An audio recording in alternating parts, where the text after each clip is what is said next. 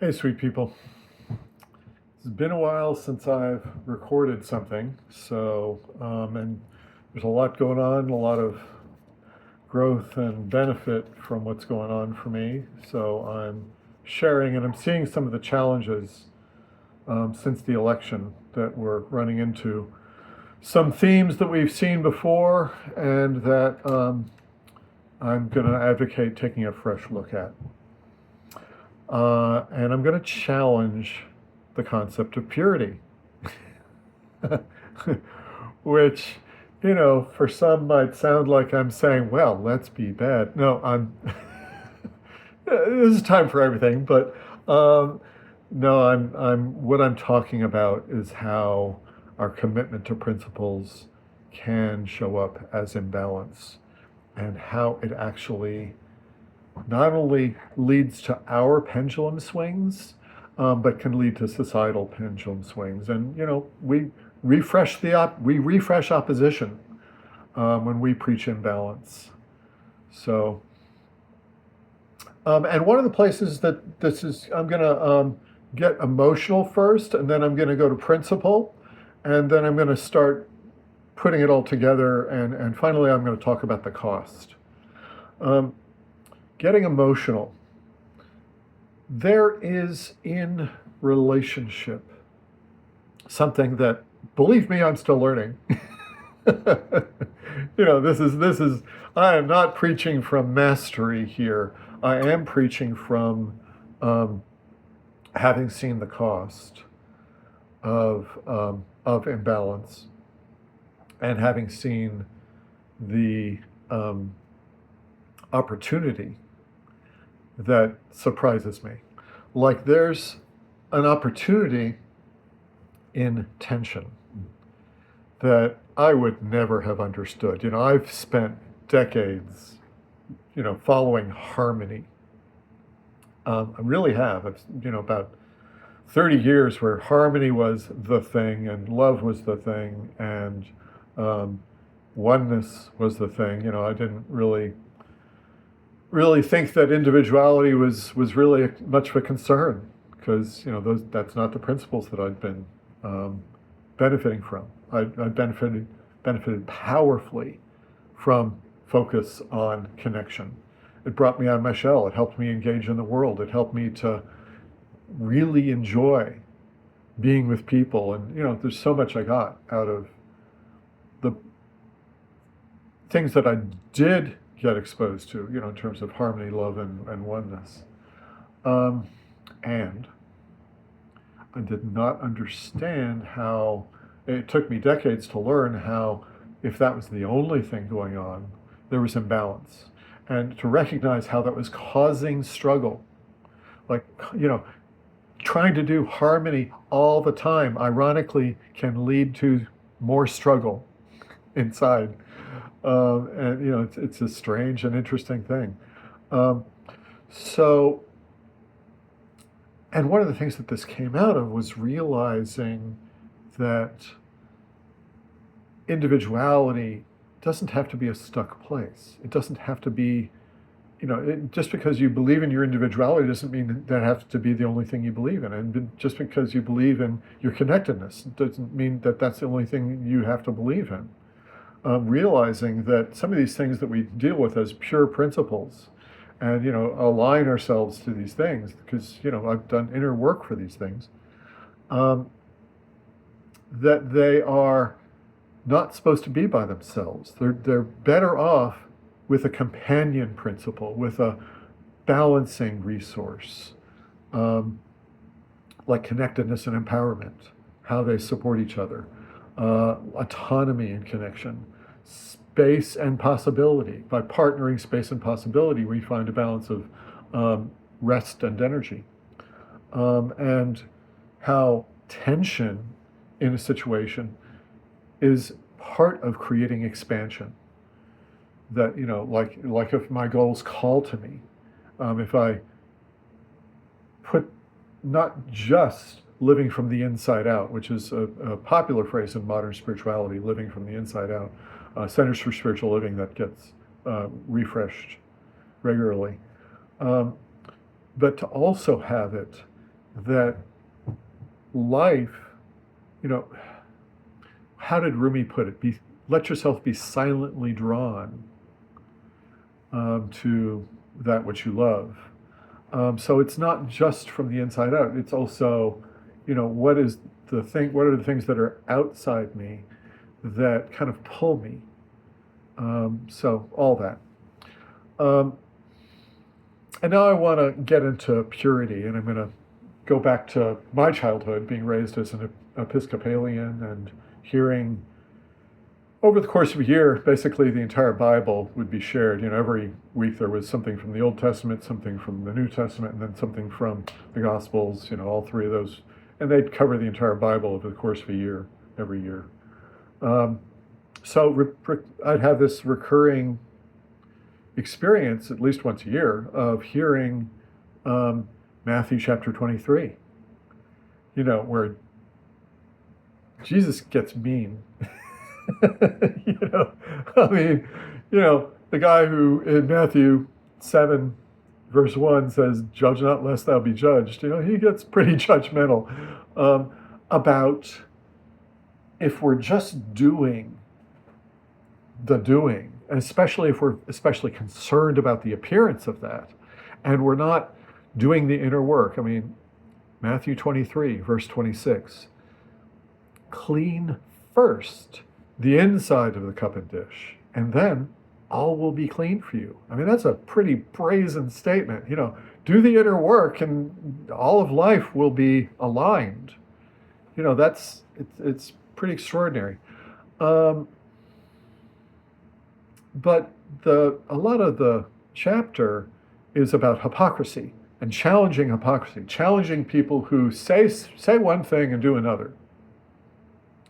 And I remember as a child doing an internal vow that I would not be a hypocrite.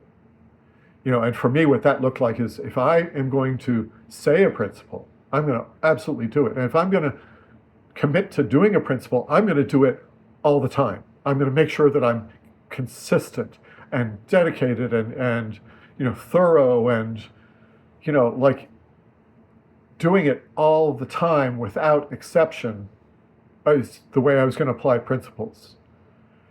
And you might imagine how that played, because I really did a lot of that in my life. I'm not going to say I was ever perfect in applying anything, but I did a lot of trying to have no exception to a principle. And really, and does it surprise you that in a lot of situations I would run into imbalance? Applying a principle without exception. That things kind of wouldn't work sometimes, and I'd end up in pendulum swings because maintaining that imbalance would take more and more effort. So Gandhi once is famous for having said once, I have given up the need to be consistent. And what does that mean? Does it mean that Gandhi was saying, what, I'm allowed to be a hypocrite? No, I don't think so. Considering how frickin' dedicated the man was in so many ways, far from perfect. I could go into some of the things that are drawbacks of Gandhi's life, but obviously he also made a big difference in some ways.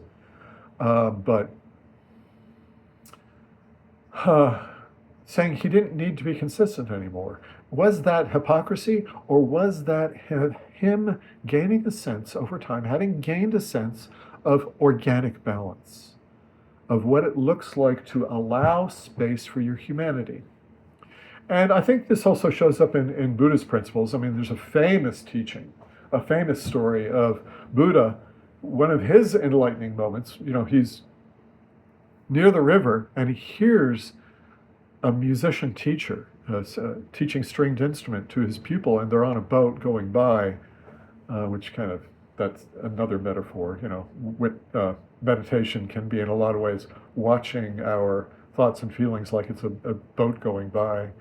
But Buddha was, forgive my digressions here, Buddha was listening to the teacher speaking to the student and saying, if you tighten the string too much, it will break. But if you make it too loose, it will not play. And Buddha, having just come out of his phase with the ascetics, where he was completely dedicated and renunciate, like setting aside everything else, felt that there was something imbalanced, something missing in being on one side of a principle, of a quality, a resourceful quality. And when I say resourceful qualities, I'm talking about, well, my choir of five, some of you know, is space, the body, presence, relatedness, and possibility. The body, often it's great to start with the body. Presence, relatedness, and possibility, which is kind of, for me, like the Trinity. And space. Those are resourceful qualities I tune in a lot, but they balance each other. There's an important sense of balance there. Like space and possibility have balance between them. Relatedness and presence have a balance between them. Am I being the witness? Like presence sometimes can be like being the witness. And relatedness is like that sense of connectedness, involvement, engagement. There's multiple ways in which this choir of five for me has kept things in balance by having balancing principles. But Buddha was getting the sense of that moderation was a key there, and he practiced what he preached. In a sense, he was not a hypocrite about being willing to be a hypocrite, being willing to be inconsistent. For example, we think of Buddha as being, you look at the Four Noble Truths of Buddhism, and it's clear that he's teaching non-attachment. And there's so much in Buddhism that teaches about equanimity and being able to be with everything and getting, kind of having a sense of your own balance in the face of imbalance coming at you. So that's, clearly stuff that it was central for him. But he talks about near enemies and far enemies of those traits. Like a near enemy of non-attachment that he talks about is apathy. We're not supposed to be so non-attached that we don't care. And, and one of the examples where that shows up in his life. One day he had a messenger come and talk to him and tell him that on the same day, two of his closest disciples had passed. Two of his closest disciples had died on the same day. And he said, "It is as if the sun and moon have left the sky." So his non-attachment was not disconnect. It was feeling fully, freely, and fluidly. It was allowing space for his humanity in that. He was fully able to get mourning, mourning, like grief, mourning, in the face of being a person who teaches and practices and benefited from non-attachment as a freedom from suffering. He still was willing to embrace his suffering.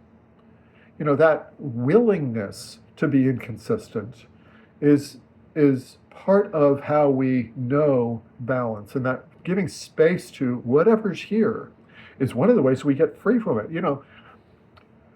I'm not saying follow all impulses. I'm not saying that. But I am saying that, even the qualities that are not mentors can still be messengers. Anger doesn't have to be a mentor. I don't have to follow anger. But it can be a messenger. It can be telling me something that's a worthy lesson for me to hear, especially after I've been in balance, especially if I've been applying a principle with purity.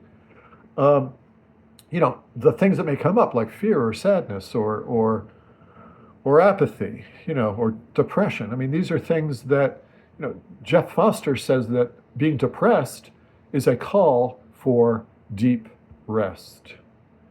Like it isn't necessarily because we're supposed to learn how to be on all the time.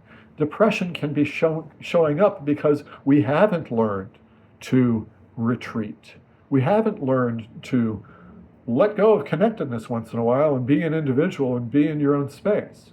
There's this range of relatedness that works for me, between being the awareness of things like we are in meditation often, or being the connectedness with things, like being embracing our relatedness with everything that is. Being awareness, you kind of being the witness, the observer, the noticer. In that framework, where we're being the awareness, we aren't any of the things. We aren't even our own thoughts and feelings. We are the witness of them. We are no thing. We are just the awareness of the things. And in the other one, being connectedness, we are everything. We can connect with everything. We can empathize with anybody's space. Guess what? The person that we most judge is a mirror. Not necessarily a mirror that tells us that we're terrible if something terrible is going on, but that we have the full range of human emotion, same as other people do. That there's a human being over there, regardless of how surprising that is. And the ability to get the connectedness with that person, whoever they are, and it could be Hillary and it could be the Donald, just getting that there's a human being over there. How would it be if you could actually pray for anybody, sincerely, authentically? Like you could actually be sending them love. Do you think that influence of sending them love could have a better influence on them than sending them your anger? I'm not saying never be angry. Embrace your connectedness. Embrace your connectedness even with your own human experience. Give it space. Welcome it into the space. It becomes less consciousness dominating when we give it space. When we give something intense space, we become the person giving space. We're not caught inside it. It's not that I am angry, it's that I have some anger. It's that, not that I am afraid, it's that I have some fear. Because I'm the person giving space to it. And it gets a chance to decompress, to unwind. And it makes it easier for us to untangle what's in it when we give it space. So coming back to what the advantages and disadvantages are of these imbalances, I'm not saying that, you've heard the phrase, everything in moderation, including moderation. There are some imbalances worth having, like deep work, expressing your commitment. Expression as operation in life, not just as expressing words, but self-expression as how I'm operating, to be operating in my commitment as a self-expression. That's an imbalance worth having. Not all the time, as Mel Robbins says, winners quit. Mel Robbins, the warrior queen, teaches that we have to give ourselves a quitting time. Scope your tasks. Choose a by when, don't just choose a by when, like when you're going to get it done by, as a target, but also choose a when we're done for today. Give yourself space. Winners quit is how Mel Robbins puts that. So, but commitment is an imbalance worth having. It's just, try to have it 24/7. And immersion in pleasure, in connection, in meditation, immersion in meditation, and immersion in romance, is a great example of something that's not non-attachment and is worthy of immersion. But you don't have to be caught up in it to the point where nothing else is real. Sooner or later, life creeps into the relationship. Which is why we don't just get involved with somebody who, we have great interpersonal dynamics with. We also get involved with people who have a life that we would appreciate. You're getting involved with their life too. because sooner or later life creeps into the relationship. It's not just about the pure bliss of, um, devotion. But devotion is an imbalance worth having. It's just how do we balance it? How do we bring in the complementary resources, the complementary traits of autonomy, of space, of tension? Because Esther Perel talks very eloquently about how relationship benefits from connection and relationship benefits from mystery. That it, again, as a person who learned for decades how to do connectedness, I've been a late learner on learning the value of mystery, not because I'm withholding things, but just I don't need to do a brain dump all the time. So to learn that it's okay for there to be some don't know.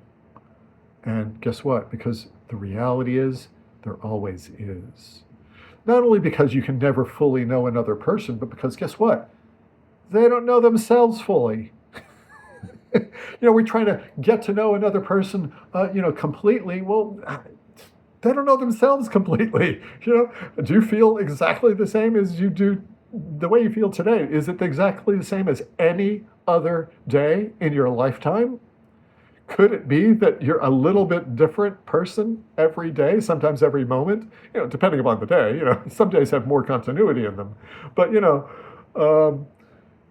it's like the old saying, and I think this is Greek. I first heard it in Eastern religious context, but it's actually Greek. You can't step into the same water twice.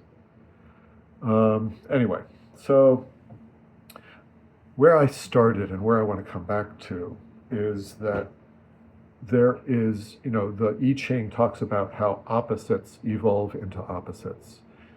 If we try to stay in those pure states, those imbalances that are worth having, if we try to stay there as if we're going to be, I'm not going to be a hypocrite, I'm going to practice this all the time without any exceptions. Trying to do that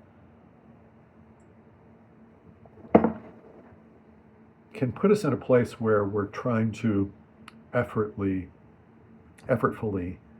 stay. And that staying in imbalance takes more and more effort. And eventually, the pendulum swing becomes almost unavoidable, if not downright unavoidable. And what I want to point to, and this is going to be controversial, people, is the preaching that goes on talking about oneness is the truth and separateness is an illusion. And preaching that we need compassion, especially in the pendulum swings that some of us see politically here in the United States, where it looks like the pendulum is swinging towards individuality and autonomy and empowerment. There's a lot of, what about compassion? And you know what? These are worthy questions. I'm not dismissing the question. I am saying, however, that Buddha's, another example where Buddha was a hypocrite, it was positive when he was able to mourn the loss of his close ones. But it wasn't necessarily positive when he promoted this principle that has stayed with us for thousands of years of oneness is the truth and separateness is an illusion, because it ends up getting presented by some people, and you hear this again and again, as if oneness is the truth and individuality is an illusion. And that's an imbalance. And it's hard to maintain that imbalance. And it has costs. One of the costs of that imbalance is that, we have people who say, I'm an empath. I can't stop letting people in. I can't stop feeling what other people are feeling. Well, I know some of those empaths are people who are in this belief that oneness is their reality and individuality is an illusion. Is it any surprise that they wouldn't be able to stop people coming in when they think that, well, this is the truth of me, is that I'm always connected? What if we looked at oneness and separateness as being extremes. What if we were willing to moderate both of those and take oneness and relate to it as connectedness, which is more moderate, and take separateness and relate to it as individuality, which is more moderate. And when we talk about connectedness and individuality, guess what? For a lot of us, that's daily experience. No, connectedness and individuality show up in the course of every day. And sometimes they're happening at the same time, and sometimes they're taking turns. Like I'm going to a party, there's more connectedness, and I'm going home to recharge, as an introvert, that sometimes shows up. That going home, that retreat is balancing. And, so sometimes these partnerships take turns. But, we've got these two political realities, one of which seems to be really, really, really organized around connectedness, and the other one of which seems really, really organized around empowerment. And they're making each other wrong. And both of them are preaching an imbalance. And the point I'm making is that when we preach a pure principle and try to get other people to exercise it without hypocrisy and completely purely and as if it's the truth and the other thing isn't the truth, when we try to do that, the other people who are in, like small, yeah, sure, we have people who are in poverty and they need empowerment, and yes, empower the individual, but also empower community. You got two sides of empowerment both being preached here, one from connectedness, the other from individuality. And what about the small business owner whose business is teetering on the edge of surviving? And there's a lot of those in this country, people who are making their business just keep going, just survival of the business. And, you increase their taxes. Guess what? Yeah, I understand that we're doing that to help other people, but we forget sometimes to look at the impact that other people, there's a cost. If we don't look at both sides of empowerment, if we don't look at both sides of this resourceful quality of autonomy and this resourceful quality of cooperation, and what happens is by preaching that pure principle and making the other side wrong, the other side knows that there's real reasons for their values, that their values are supporting their life, that they've organized around those values. And so they're not going to be dismissed forever. Opposites will evolve into opposites. And as long as we keep preaching pure principles where we don't listen to the other side, they're going to have an authentic reaction. Now, both sides have inauthenticity. All sides have inauthenticity in the way they dismiss others. And, it comes down to, in practice, how this shows up is I've had plenty of conversations where I tried to convince somebody. Maybe part of this video will feel like I'm trying to convince somebody. Forgive me for that,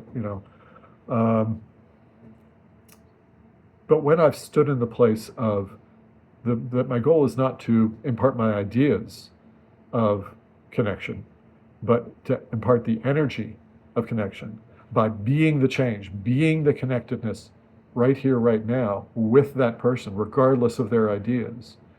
And one of the ways that's in practice shows up is that I am